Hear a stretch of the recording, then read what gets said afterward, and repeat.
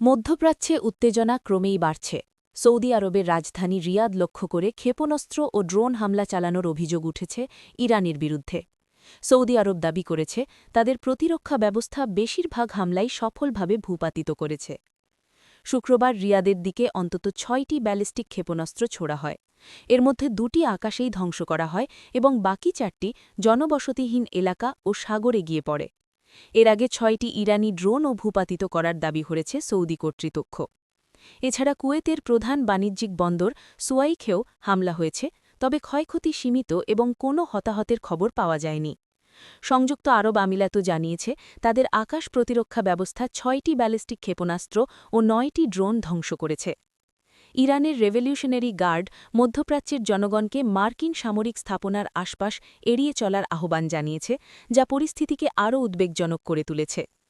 এদিকে সংঘাত প্রায় ১ মাসে গড়ালেও ইরানের প্রতিশোধ নেওয়ার প্রবণতা কমার কোনো লক্ষণ নেই। ইসরায়েলের বিভিন্ন এলাকাতেও হামলার খবর পাওয়া গেছে। আন্তর্জাতিক রেডক্রস ও রেড ক্রিসেন্টের তথ্য অনুযায়ী যুক্তরাষ্ট্রের হামলা শুরুর পর ইরানে ১৯০০-র বেশি মানুষ নিহত এবং প্রায় ২০,০০০ আহত হয়েছে। পাশাপাশি অন্তত ১২০টি জাদুঘর, ঐতিহাসিক ভবন ও সাংস্কৃতিক স্থাপনা ক্ষতিগ্রস্ত হয়েছে। কূটনৈতিক দিকেও কিছু অগ্রগতি দেখা যাচ্ছে। যুক্তরাষ্ট্রের ১৫ দফা প্রস্তাব প্রত্যাখ্যান করে নিজেদের শর্ত দিয়েছে ইরান। জার্মানির পররাষ্ট্রমন্ত্রী জানিয়েছেন যুক্তরাষ্ট্র ও ইরানের মধ্যে পরোক্ষ যোগাযোগ চলছে এবং শিগগিরই পাকিস্তানের মাধ্যমে সরাসরি বৈঠক হতে পারে। এদিকে কূটনৈতিক প্রচেষ্টাকে সময় দিতে ইরানের বিদ্যুৎ স্থাপনায় হামলার পরিকল্পনা ১০ দিন পিছিয়ে ৬ এপ্রিল পর্যন্ত স্থগিত রাখার ঘোষণা দিয়েছেন মার্কিন প্রেসিডেন্ট ডোনাল্ড ট্রাম্প।